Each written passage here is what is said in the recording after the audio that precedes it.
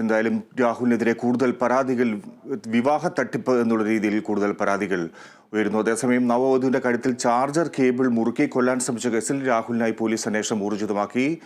വിശദാംശങ്ങളുമായി റിയാസ് KMR ആണ് ചേരുന്നത്. റിയാസ്, രാഹുലിനെ കുറിച്ചുള്ള കൂടുതൽ ആക്ഷേപങ്ങളൊക്കെ പുറത്തു വരികയാണ്. ഒരു തട്ടിപ്പ് വീരൻ, വിവാഹ തട്ടിപ്പ് വീരൻ എന്നുള്ള ആക്ഷേപങ്ങൾ നിലനിൽക്കെ ഇപ്പോൾ പോലീസ് അന്വേഷണം ഏത് വഴിക്കാണ്? രാഹുലിനെ കണ്ടെത്താനുള്ള ശ്രമങ്ങൾ എങ്ങനെയാണ്?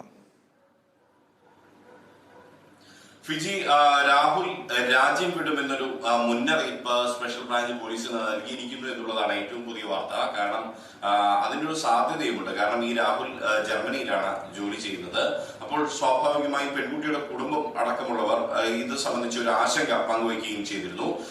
നോർത്ത് പറവൂരിലെ പെൺകുട്ടിയുടെ കുടുംബം ഇത് സംബന്ധിച്ച് നേരത്തെ തന്നെ കാര്യങ്ങൾ പന്തീരാങ്കാവ് പോലീസിനോട് പറയുകയും ചെയ്തിരുന്നു. മാത്രമല്ല, കുടുംബത്തിന് ഉള്ള ഒരു ആക്ഷേപം എന്ന് പറയുന്നത് ഈ പന്തീരാങ്കാവ് പോലീസ് കേസെടുക്കാൻ വൈകി എന്നുള്ള ഒരു ആക്ഷേപമുണ്ട്. ആ സംഭവത്തിൽ സംസ്ഥാന മനുഷ്യാവകാശ കമ്മീഷൻ തന്നെ സ്വമേധയാ കേസെടുക്കുന്ന സാഹചര്യം, പോലീസിനെതിരെ കേസെടുക്കുന്ന ഒരു സാഹചര്യം കൂടി ഈ ഒരു വിഷയത്തിൽ ഉണ്ടാകുന്നു. അങ്ങനെ ഒരു അത്യാപൂർവത കൂടി ഈ വിഷയത്തിൽ ഉണ്ടാകുന്നു എന്നുള്ളതാണ്. ഇപ്പോൾ രാഹുലിന് വേണ്ടി തെരച്ചിൽ ഊർജിതമാക്കിയിട്ടുണ്ട് എന്നാണ് പന്തീരാങ്കാവ് പോലീസ് വ്യക്തമാക്കുന്നത്.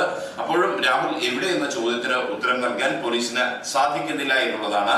ഈ പെൺകുട്ടിയെ ക്രൂരമായി മർദ്ദിച്ചത് ഈ രാഹുലിന്റെ അമ്മയുടെ കൂടി അറിവോടെയാണ് എന്ന തരത്തിലുള്ള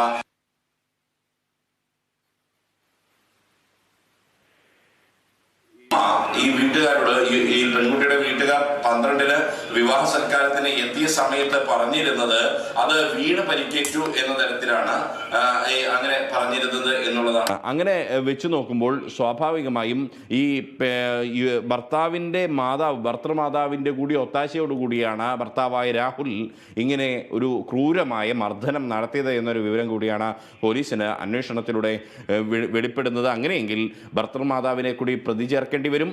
ഇപ്പോൾ തുടക്കത്തിൽ തന്നെ ഈ പന്തീരാങ്കാവ് പോലീസ് ആദ്യം മരകായുധം ഉപയോഗിച്ച് അല്ലെങ്കിൽ ആയുധം പോലുള്ള വസ്തു ഉപയോഗിച്ച് മരകമായ മുറിവേൽപ്പിക്കൽ, ഒപ്പം തന്നെ ഗാർഹിക പീഡനം തുടങ്ങിയ വകുപ്പുകൾ മാത്രമാണ് ചുമത്തിയത്. എന്നാൽ ഇത് വലിയ വിവാദമായതോടുകൂടി, വലിയ ചർച്ചയായതോടുകൂടി മാധ്യമങ്ങൾ ഏറ്റെടുത്തു. കൂടാതെ ഇന്നലെ പ്രതിപക്ഷ നേതാവ് VD സതീശൻ തന്നെ ഈ പോലീസിൻ്റെ നടപടിക്കെതിരെ രംഗത്ത് വന്നു. പെൺകുട്ടിയുടെ കുടുംബം അവരുടെ ആശങ്കയിൽ ശക്തമായി ഉറച്ചു നിന്ന പശ്ചാത്തലത്തിലാണ് ഇന്നലെ 307, അതായത് വധശ്രമ കേസ് രജിസ്റ്റർ ചെയ്യുമെന്ന കാര്യം പോലീസ് അറിയിച്ചത്. കോടതിയുടെ കൂടി അനുമതിയോടുകൂടിയായിരിക്കും ഈ ഒരു കേസ് ചുമത്തുക, ഈ വകുപ്പ് ചുമത്തുക എന്നാണ് അറിയാൻ സാധിക്കുന്നത്.